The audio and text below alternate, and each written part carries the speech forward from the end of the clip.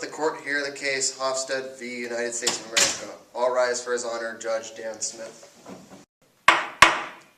Hofstad, you're accused of stealing the Declaration of Independence. How do you plead? Not guilty. They already know I'm guilty. My prints are all over the scene, and they even have me on video saying I'm Apollo Hofstad, and I'm glad I stole the Declaration of Independence.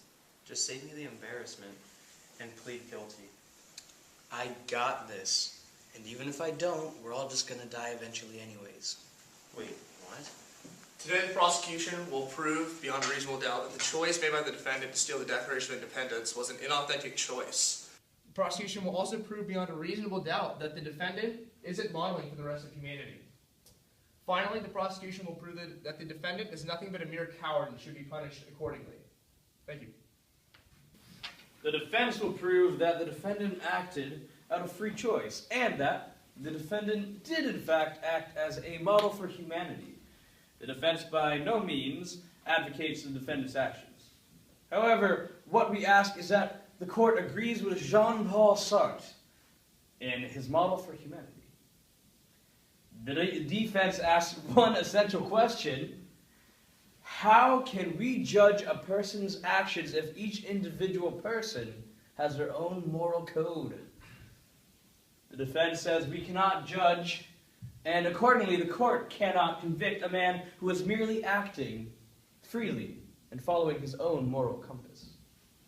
Thank you. Prosecution would like to call Mr. Hofstad to the stand.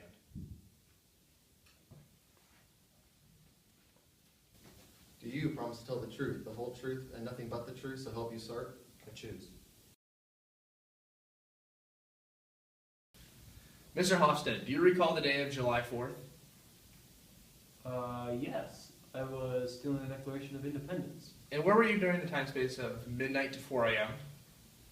I was stealing the Declaration of Independence. Why did you steal this document? Was it under the direction of others? Objection, Your Honor. Mr. W. Bush is attempting to lead my client to an agreeable answer. Sustained. Do you want me to ask a fairer version of the question? Yes. Very well. So, why did you steal the Declaration of Independence? Well, the Mafia was going to give me $1 million, so who wouldn't? So, if the Mafia hadn't given you the money, would you still have stolen it? Nah, man, that ain't me. So do you blame the Mafia for your actions? I don't understand why this is important.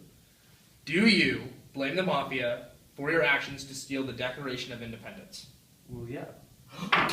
Coward. No further questions, Your Honor. Man, this fool's a coward. Wait, is that it? What about the video, the surveillance, my fingerprints? Order. Sit down. The defendant now has his chance to cross-examine the witness. Why'd you have to do that, man? This is going to be a lot hard to get out of now. Well, what's going on? Am I being punked?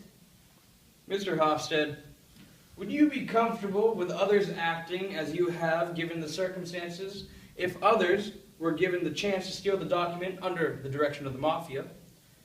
Would you be acceptive of these consequences? Well, what would the consequences be? That one of our nation's greatest documents has been given to an organized crime family, probably to be destroyed forever. Well, I'd be down with that.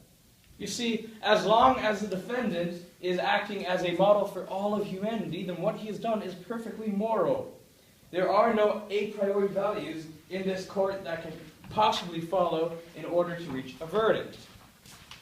Whether or not my client stole the Declaration of Independence is irrelevant to the fact that both of his choices, the one to steal the document and the one not to steal it, are morally equivalent. Can I just go to prison now?